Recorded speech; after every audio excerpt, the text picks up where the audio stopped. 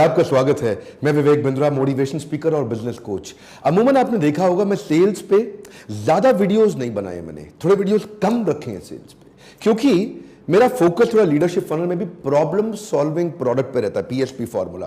मैं वो PSP formula पे फोकस इसलिए करता हूं क्योंकि दुनिया के सारे बड़े अच्छे ब्रांड्स जो जमीन से शुरू होकर ऊपर तक गए हैं, फर्श से अर्श तक, ये वो हैं जो प्रॉब्लम सॉल्व करने वाले प्रोडक्ट को तैयार कर देते हैं, सेल्स अपने आप बढ़ जाती है। बहरहाल आज का टॉपिक मैं लूंगा कि वो चार क्या कारण है जिनकी वजह से आप सेल्स में या तो असफल हो गए हैं या बड़ी सफलता हासिल नहीं कर पाए। चाहे आप किसी भी प्रकार की सेल्स कर रहे हैं, आप B2B सेल्स कर रहे हैं, B2C कर रहे हैं या B2B2C कर रहे हैं, इन पे मैं वीडियो पहले भी बना चुका हूं, या आप डायरेक्ट सेलिंग कर रहे हैं या मल्टी लेवल मार्केटिंग की सेल्स कर रहे हैं, या हो सकता है कि आप इंटरनेट बेस्ड डिजिटल मार्केटिंग से भी सेल्स कर रहे हो।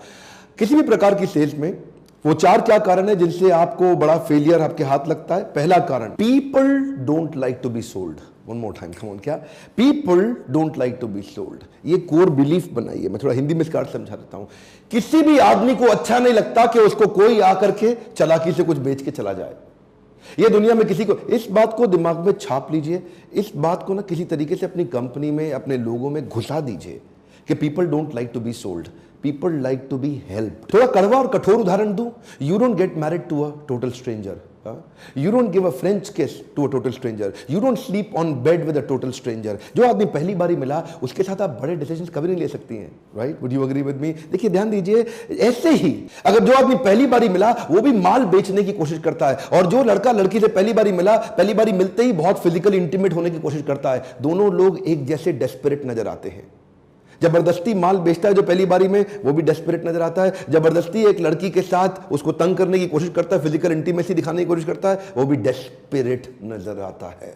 ऐसे डेस्परेट लोगों को देख के लोग गायब होना चाहते हैं, कटना चाहते हैं, पसंद नहीं करते। इसीलिए कस्टमर को माल मत बेचो, मदद करो। कम ऑन, माल मत बेचो, मदद करो। कस्टमर की पुरानी प्रॉब्लम सॉल्व करा दो या आगे का गोल अचीव करा दो, दो चीजें पकड़ लीजिए। कम ऑन, कस्टमर की पुरानी प्रॉब्लम सॉल्व करा दो या उसका गोल अचीव करा दो। मान लीजिए आपने डिसाइड कर भी लिया कि मैं बेचू नहीं बनूंगा, मैं सेलू नहीं बनूंगा, जबरदस्ती सेल्स नहीं करूंगा, जबरदस्ती कन्विंस नहीं करूंगा, लोगों की हेल्प करूंगा। अगर आपने ये डिसाइड कर भी लिया तो भी नंबर 2 बड़ा इंपॉर्टेंट आता है आपके देखने के लिए, जो गलती बहुत होती है, when you don't dig deep enough. Come on, क्या?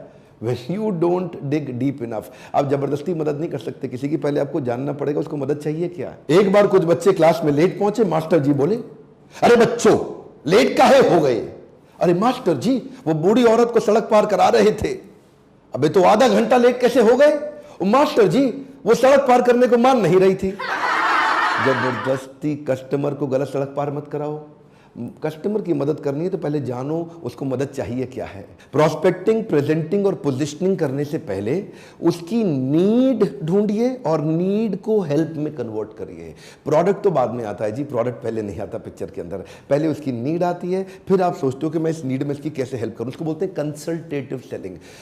कंसल्टेटिव सेलिंग का मतलब क्या? पहले कंसल्ट करोगे सामने वाले, सबसे पहले कुछ चर्चा करोगे, समझोगे उसको चाहिए क्या है, उसके बाद। सो पहला स्टेप क्या था? People don't like to be sold. दूसरा स्टेप क्या है? You did not dig deep enough. इसमें आपने उसका नीड भी जान लिया, उसका वांट भी जान लिया, उसका गोल भी जान लिया, उसका प्रॉब्लम भी जान लिया। अब आप प्रोडक्ट देने की जैसी कोशिश करेंगे। तीसरे स्टेप में ध्यान दीजिए, कहीं गलती ना हो जाए। इसको बोलते हैं आइडेंटिफाई और KDM।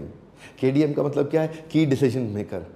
जिसको आप माल बेच रहे हैं उसके पास डिसीजन लेने की एबिलिटी है भी कि नहीं है। कई बार you are talking to a wrong person. आप गलत आदमी के साथ दीवार पे धक्का लगा रहे हैं। दीवार पे धक्का नहीं लगाते, दरवाजे पे लगाते। देखिए, 5 तरह के लोग होते हैं जो आपका माल खरीदते हैं। पहला होता है इनिशिएटर, दूसरा इन्फ्लुएंसर, तीसरा डिसाइडर, ये डिसीजन लेता है, और चौथा बायर, ये खरीद के आता है, पांचवा कंज्यूमर, जो बाद में यूज करता है उस प्रोडक्ट को। अब 5 प्रकार के लोगों में आप टारगेट किसको कर रहे हैं और आपके बिजनेस में किसको टारगेट करना जरूरी है। मान लीजिए आपका कंज्यूमर बहुत ही छोटा बच्चा है तो बच्चे को टारगेट मत करिए, डिसाइडर को, बायर को, इनको टारगेट करिए, क्योंकि ये लोग आपका माल खरीदेंगे। अब एक कॉर्पोरेट के अंदर B2B में परचेज मैनेजर आपका बायर है, लेकिन ना तो वो इन्फ्लुएंसर है ना वो डिसाइडर है। डिसाइडर उनका बॉस है जो ऊपर से उनको बताता है काम करने के लिए। ऐसे ही आप अपना KDM, की डिसीजन मेकर ढूंढिए। जिसको भी आप माल बेच रहे हैं, जिस कंपनी में माल बेचते हो उस कंपनी का ऑर्गेनाइजेशन स्ट्रक्चर को पहचानो। कई बार उस कंपनी में चेयरमैन का सेक्रेटरी, जो कि छोटी तनख्वाह पे होता है ना, चेयरमैन का सेक्रेटरी PA, वो कंपनी के वाइस प्रेसिडेंट से भी ज्यादा पावरफुल होता है। ऑर्गेनाइजेशन स्ट्रक्चर के अंदर घुसना पड़ता है, आपको कस्टमर को पहचानना पड़ता है कि इनमें डिसीजन मेकर कौन है। अरे साड़ी बेचने वाला भी जब साड़ी बेचता है ना, तो वो देखता है सास भी आई है, बहू भी आई है, ननद भी आई है, वो देखता है यहाँ चलती किसकी है। सास की ज़्यादा चल रही है, बहू की ज़्यादा चल रही है, ननद की ज़्यादा चल रही है, जिसकी चल रही है फिर साड़ी उसके आगे रख देता है। आप बताइए कौन सी ठीक है, उसको मालूम है ये डिसीजन ले लेगी, माल तुरंत बिक जाएगा। इस तरह अपना probable customer, probable purchaser finalise करिए। ये प्रोबेबल कस्टमर क्या होता है? अगर आपने हार्ले डेविडसन बेचनी है, हार्ले डेविडसन बेचने के लिए कम समय में ज्यादा लोगों को दिखाओ, तो क्या करो, अब मुंबई में धारावी है, एशिया की सबसे बड़ी झोपड़पट्टी, वहां जाके ले जाओ। बहुत सारे लोग आपकी एक ही बार बाइक देख लेंगे, वो हार्ले डेविडसन, वो देखेंगे भी ऐसे कि पता नहीं क्या आ गया है। थोड़ी देर बाद बाइक का खाली टायर बचेगा, हो सकता है कई चीजें गायब हो जाएं उसमें से। अरे वो आपका परचेजर है ही नहीं। समराइज कर देते हैं जी क्विकली, चौथे स्टेप जो आने वाला है उससे पहले मान लीजिए आपने पहले 3 स्टेप ठीक कर लिए। आपने सामने वाले को बेचने की जगह मदद करा, उसकी नीड एनालिसिस कर लिया, आपने गहरा खोद के समझ लिया कंसल्टेटिव अप्रोच से कि उसकी एक्चुअल जरूरत क्या थी, और डिसीजन मेकर भी मिल गया। लेकिन आपको सामने वाले के बजट का पता ही नहीं, unclear about the budget bracket. ये भी बड़ा डेंजरस है सर। कुछ लोग ऐसे होंगे, वो ना तो पैसा खर्च कर सकते हैं, ना पैसा खर्च करना चाहते हैं। एकदम बाहर कर दो उनको अपने चैप्टर से। कुछ ऐसे हैं जो पैसा खर्च कर सकते हैं और करना चाहते भी हैं, ये आपका परफेक्ट कस्टमर है, इसको एकदम ओके कर दो। अब बीच के बचे 2, एक वो जो खर्च कर सकते हैं लेकिन चाहते नहीं है जी, तो उनको आपको ना, अभी तक इसका मतलब नीड एनालिसिस ठीक नहीं हुआ, वो कस्टमर आपसे कनेक्ट ही नहीं हुआ, उसके बाद पैसा है लेकिन खर्च करना नहीं चाहता। उसका यही कारण है कि अभी तक आपने डिग डीप करके उसकी प्रॉब्लम को नहीं समझा। एक और बचा, ये क्या है जी, ये खरीदना तो चाहता है लेकिन इसके बाद पैसा है नहीं। तो इसके साथ आप बैठ के मदद करें कि कहाँ से फाइनेंस मिलेगा, इसको किधर से लोन मिलेगा, कोई ईएमआई की स्कीम आ जाएगी, कोई पार्टनर स्कीम आ जाएगी जिससे वो खरीद लेगा।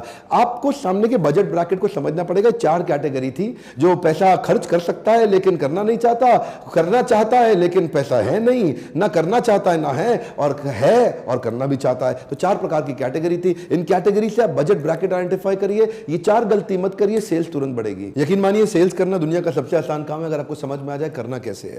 क्या आपने लीडरशिप फनल की ग्रेजुएशन सेरेमनी की वीडियोस देखे थे? अगर नहीं देखे तो जरूर देखिए। अब तो कई ऐसे एंटरप्रेन्योर हैं जो ग्रेजुएट हो चुके हैं लीडरशिप फनल से। हम हजारों लॉस मेकिंग कंपनीज को प्रॉफिट मेकिंग बना चुके हैं, उनके सेल्स के मॉडल बदल चुके हैं। मैं 10 सेल्स के पावरफुल मॉडल्स एक्सप्लेन करता हूं इसी लीडरशिप फनल प्रोग्राम में। अगर फिर भी आपके बिजनेस में कोई प्रॉब्लम आ रही है तो एक काम करिए, मैं आपकी काउंसलर के साथ में फ्री कॉल का कमिटमेंट है, इसी नंबर पर फोन करिए और बोलिए मैं बिजनेस काउंसलर से बात करना चाहता हूं। आप उनको अपने बिजनेस की सारी प्रॉब्लम बताइए और समझिए कि क्या वो उसको सॉल्व कर सकते हैं, और वो आपको गाइड कर सकते हैं कि कैसे लीडरशिप फनल आपकी मदद करेगा। हमारे साथ जुड़े रहने के लिए, चैनल को सब्सक्राइब करने और करवाने के लिए, कमेंट बॉक्स में नीचे कमेंट लिख के हर बार की तरह अपनी प्रॉब्लम्स को बताने के लिए, वीडियो को लाइक करके हमारा उत्साह बढ़ाने के लिए, अपने फैमिली परिवार सदस्यों में शेयर करते रहने के लिए दिल से आप सबका बहुत बहुत धन्यवाद।